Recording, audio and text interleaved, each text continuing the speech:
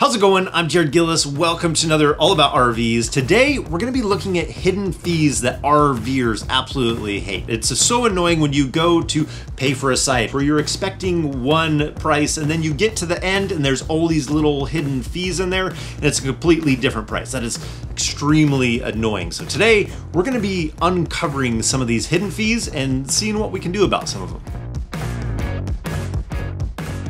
So the first one that we have on the list is one that we are not new to. We have seen this one quite a bit, and it's the extra person fee.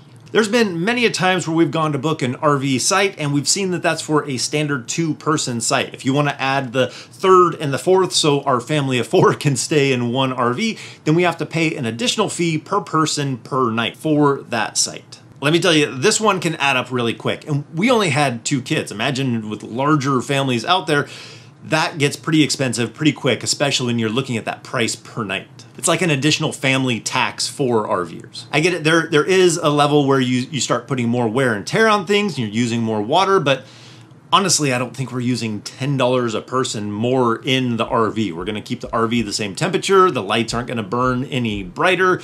We do use a little bit more water, but that is an extra fee that RVers hate out there.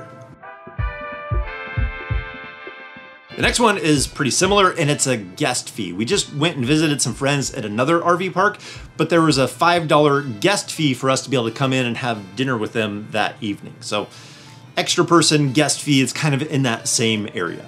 But the third one might be the one that I think most RVers get frustrated with. And I think it's really just the framework of how it's put out there. And it's the site lock fee. For so many RV parks, when you're doing the online reservation, you go through the steps and it'll tell you to pick your site. So you go through and you do the research, you're looking at satellite, does it have a view? Is it close to the creek? How close is it to the lake? What does that look like for your specific needs? You kind of get excited about it. And then you get to the end of that and they say, if you want this to be your site, you have to pay this fee. So rather than in the beginning, you can say, I want to request this site, you're thinking that you're getting to pick your site rather than request your site. So it feels a bit like a money grab. A lot of RVers really hate this one. But I think if it was just framed differently, if you just looked at it as this is the site that I'm going to get to request, and if it's not available, I'm going to get something random in the park that fits our RV, then I think it would be received a whole lot better. But when you think that you're picking your site and then you have to pay to lock that in, an additional fee,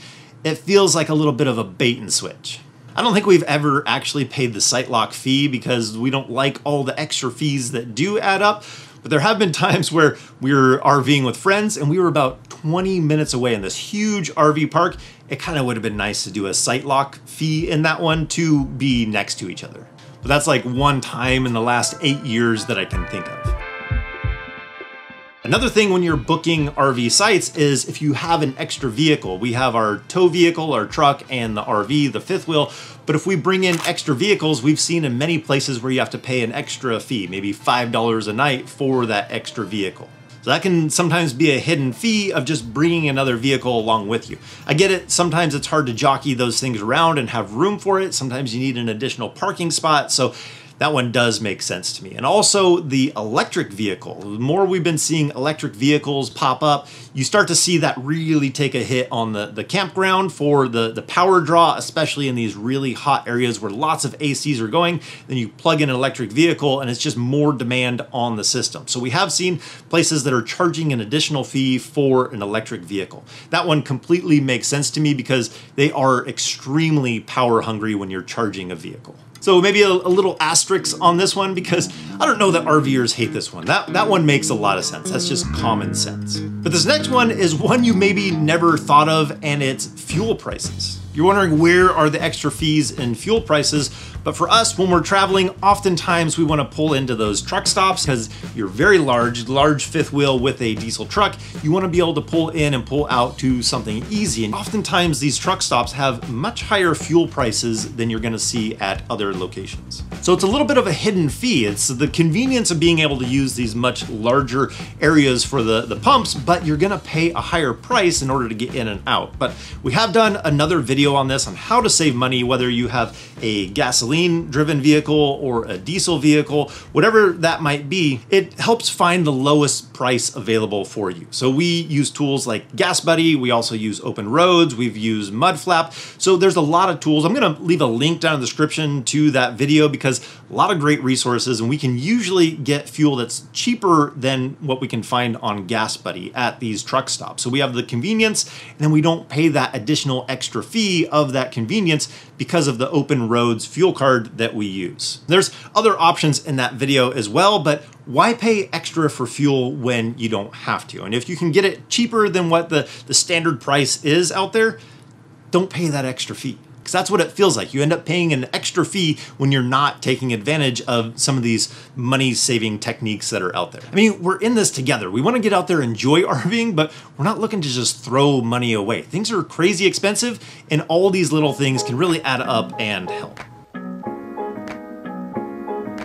Now, this next one is a little bit of a split. Some people love it, some people hate it, but it's Harvest Host. And there's a little bit of a hidden fee in there. So when you go to stay at a Harvest Host location, you're supposed to spend $20 to $30 at that business for that stay. So in the marketing, it looks like you're gonna have access to all these places for a flat fee per year, but then you have to pay the additional fee of $20 to $30 per night for an item at that location. So this is where it's split. You see people that look at that as a $30 extra fee after already paying to be in the system. Some people will see it as, I'm gonna go to that area and this is something additional fun that we get to do on top of that and stay in a great location. So really depends on what side of the, I was gonna say aisle, but I think which camp you're in is a little bit more cheesy fitting. Sure, I'll go with that. Now the next one is also a split. Some people love them, some people hate them, but it's the KOA system. Some of them have a large amount of amenities. They're very targeted for families. Some of those places, those amenities aren't extra. And then other places, I've heard it said that KOA doesn't stand for Kampgrounds of America, but it stands for Keep On Adding, because every little thing that you see and want to do is gonna add on and be just a little bit more. Now, the next fee is, I don't think it's necessarily hidden, but it is an additional fee, and it's being able to wash your car or RV at an RV park. I get it, that's a lot more water being used to wash your RV, so not necessarily a hidden fee, but an additional fee if you want to be able to do that. One that's pretty big are resort fees. Some places claim to be a resort, while others truly earn that title of being a resort. But you can kind of get around this one at times by booking a week-long stay. Sometimes the discount for that is about the same as what the resort fee would be. And one of our last fees is, I've seen fees for bringing in your pets, whether you have a cat or a dog. The cat one doesn't always make sense to me because the cat usually stays inside the RV. They don't usually go out roaming, but dogs for dog parks and whatnot, sometimes there's an additional extra fee that's on there for having a pet. But which one of these kind of gets your goat the most? Which one do you not like to see, those hidden fees? You're expecting to pay one price, and then by the time you get to the end, you have a whole nother number, and it's like, how did it get that high so quickly? So anyways, I think that's gonna do it for today. I hope you enjoyed this. I hope that it helped you out in some way, see these hidden fees coming your way, and maybe even some of them you can avoid. But as always, if we don't see you on the road, hopefully we will see you next video. Take care.